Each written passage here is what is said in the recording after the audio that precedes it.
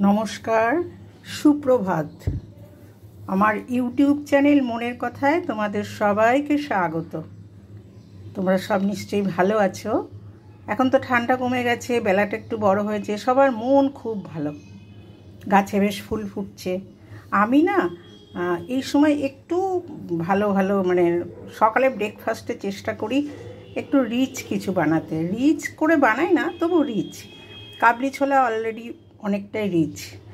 যাই হোক, আমি আজকে কাবলি ছোলার ঘুগনি বানাবো, সাথে বানাবো পরোটা। কাবলি ছোলার ঘুগনিটা কীভাবে বানাবো সেটা তোমাদের সাথে শেয়ার করছি। হ্যাঁ, তোমরা দেখো, আর আমার ভিডিওটা কেমন লাগলো বা কেমন লাগছে তোমরা কিন্তু জানালে ভালো লাগবে। আর লাইক, শেয়ার, সাবস্ক্রাইব এটা যেন আমার মন্ত্র হয়ে গেছে। ঠিক আছে, তোমরা সবাই ভালো থেকো, সুস্থ থেকো, সাবধানে থেকো, রাখছি। হ্যাঁ, কাবলি ছোলার ঘুগনি বানানোর জন্য না প্রথমে রাত্রে আমি ছোলাগুলোকে ভিজিয়ে রেখেছিলাম অল্প জলে। কাবলি ছোলাটা রাত্রে ভিজিয়ে রাখলে সকালবেলাতে বেশ এরকম ফুলে ওঠে। সেদ্ধ করলে কিন্তু এই জিনিসটা পাবে না, সেদ্ধ হবে কিন্তু এত ফুলবে না। রাত্রে একটু মনে করে ভিজিয়ে রেখেছিলাম জলে, তাই সকালবেলায় ভালো করে ধুয়ে এখন এই প্রেশার কুকারে দিয়ে, সিটিটাও কম লাগবে। কাবলি ছোলা তো 3টে সিটি দেবো, 3টে সিটি দিয়ে দেখি কীরকম হয়। হ্যাঁ, তারপরে তোমাদের সাথে শেয়ার করছি। প্রেশারে বললাম 3টে সিটি দেবো। হ্যাঁ, কিন্তু 3টে সিটি দিয়ে আমি দেখলাম কি ঘুগনিটা মানে ছোলাটা খুব একটা ভালো সেদ্ধ হয় না। অ্যাকচুয়ালি কি এগুলো নির্ভর করে অনেকটা কোয়ালিটির উপরে, মানে কীরকম কোয়ালিটি। কিন্তু 3টের পরে দেখে আবার আমি 2টো দিলাম, মানে 5টা সিটি দিলাম। এই যে তারপরে দেখো সুন্দর সেদ্ধ হয়ে গেছে। দেখো, একটু নুন দিয়েছিলাম সেদ্ধর সময়। 5টা সিটি দিয়ে জল ঝরিয়ে রেখেছি। এবারে কাবলি ছোলার ঘুগনি বানানোর জন্য আমি কড়াইতে সর্ষের তেল দিয়েছি, আর একটু মানে জাস্ট একটুখানি আমি ঘি দিয়েছি। ঘি দিলে একটা সুন্দর ফ্লেভার আসে ফোড়নের সময়। হ্যাঁ, লাস্টে দেবো না আজকে, এটাতে লাস্টে একটু গরম মশলা গুঁড়ো দেবো। এই যে ফোড়ন দিলাম, একটা দারচিনি, 2টো উঠছে, 2টো লবঙ্গ আর 2টো এলাচ। হ্যাঁ, এইবারে দিয়ে দিচ্ছি একটু লবণ, তাহলে এই ফাটাফাটিটা বন্ধ হয়ে যাবে। যেটা লবণটা দেবো ওটা আমি আগেই দিয়ে দিই, তাহলে কি হয় ফাটাফাটি, গায়ে ছেটা এগুলো হয় না। আগে আমার খুব গায়ে ছিটতো। আচ্ছা, পেঁয়াজ দেবো এবার। পেঁয়াজটাকে আমি খুব ভালো করে করিনি, মানে বাটিনি, কিন্তু আবার আধ বাটা টাইপের আর কি, মানে মিক্সিতে দিয়ে জাস্ট একবার ঘুরিয়ে নিয়েছি, তাতেই এটা হয়েছে। পুরো বাটলে এবার একটু কেমন যেন আমার লাগে, কাদা কাদা হয়ে যায়।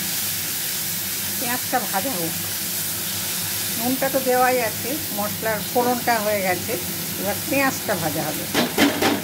পেঁয়াজটা ভাজা হোক। পেঁয়াজটা খুব বেশি ভাজার দরকার নেই, মোটামুটি একটু কাঁচা গন্ধটা চলে যাচ্ছে। এখনই একটা সুন্দর ঘি গরম মশলার গন্ধ বেরোচ্ছে, খুব সুন্দর। ঘি গরম মশলাটা ফোড়ন দিয়ে রান্না করলে একটা আলাদা ফ্লেভার আসে। আর ঘি খুব সামান্য, স্বাস্থ্যের জন্য তো ভালো নয়। সরষের তেলের মধ্যে ঘি মানে জাস্ট এরকম হয়ে এসছে।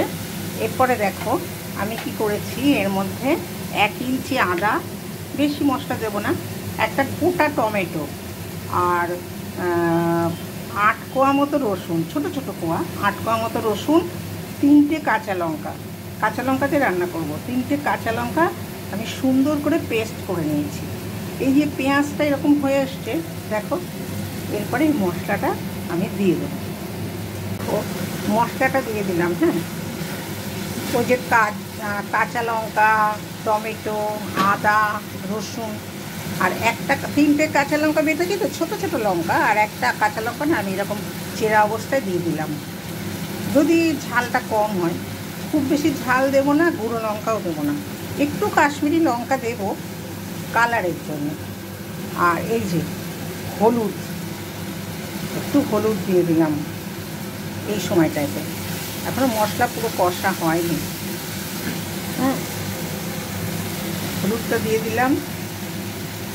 এরপরে আমি না একটু ঘুগনিতেও আমি একটু আলু দিই, ভালো লাগে বেশ। আলুগুলো বেশ টোপা টোপা হয়ে থাকে, একটু আলু দিলাম, এই সময় দিয়ে দিলাম। মশলাটা কষা হচ্ছে, আর কোনো মশলা কিন্তু আমি বিশেষ দেবো না, একটু চিনি দেবো আর একটু কাশ্মীরি লঙ্কার গুঁড়ো দিচ্ছি কালারের জন্য, যাতে কালারটা খুব ভালো আসে।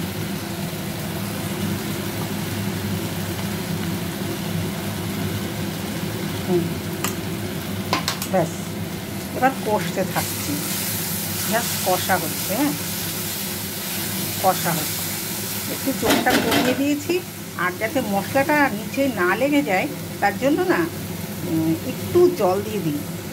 মশলাটা কষা হবে তো, তলাতে যেন না লেগে যায়। জল দিয়ে একটু ভালো করে কষিয়ে নিই, কাঁচা গন্ধগুলো চলে যাবে। ওই মশলাটা না কষতে কষতে খানিকটা পরেই আমি ছোলাটাকে দিয়ে দিয়েছি, কাবলি ছোলাটাকে, কারণ এটার মধ্যেও তো মশলাগুলো ঢোকার দরকার। এরপরে দেখো মশলা ছোলা সব মোটামুটি কষা হয়ে গেছে, কারণ কি দেখো তেলটা বেরিয়ে এসছে, নিচে একটু লেগে লেগে যাচ্ছে, তার মানে কি কষা হয়ে গেছে। মিডিয়ামে আছে ফ্লেমটা। এরপরে আমি কি করব, পরোটা দিয়ে খাবো তো, একটু মিষ্টি মিষ্টি করবো, একটু মিষ্টি দিয়ে দিলাম। আর কিছু কিন্তু দেইনি, জাস্ট ওগুলোর মধ্যেই রান্না করব। একটা কাঁচা লঙ্কা দেওয়া আছে, যদি দেখি ঝাল হয়নি ওই ঝালটাকে ডলে দিয়ে দেবো, ব্যাস। এবারে আমি জল দিয়ে দেবো, কারণ কষা হয়ে গেছে, একটু জল দিই।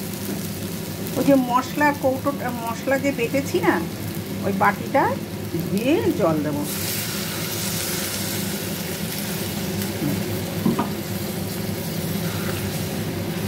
জলটা দেওয়ার পরে এবার চাপা দিয়ে খানিকটা রান্না হতে দেবো।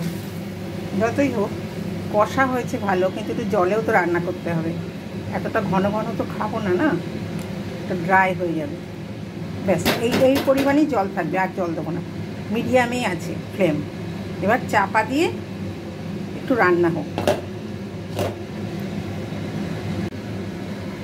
ঠিক 7 মিনিট পর আমি না ঢাকাটাকে খুলে দিলাম, দেখলাম টকবক করে ফুটছে, মানে হাইতে নেই কিন্তু মিডিয়ামে আছে, তাতেই দেখলাম হয়ে গেছে ঘুগনি আমার রেডি। হ্যাঁ, এরপরে কি করব, ওপরে না একটু গরম মশলা, মানে শাহি গরম মশলা একটু গুঁড়ো ছড়িয়ে দিয়ে গ্যাসটাকে অফ করে দেবো, গরম মশলা গন্ধটা বেরিয়ে যাবে। এই যে অফ করে দিলাম গ্যাস। এবার একটু চাপা দিয়ে রাখবো স্ট্যান্ডিং টাইমে। আমি না সব কিছু একটু স্ট্যান্ডিং টাইমে রাখি, তাহলে কী হয় বলো তো, জিনিসটা না খেতেও খুব ভালো হয়, ভেতরে সব কিছু ঢুকে। ব্যাস, গ্যাস অফ। আমার আজকে সকালবেলায় পরোটা দিয়ে খাওয়ার জন্য ঘুগনি রেডি।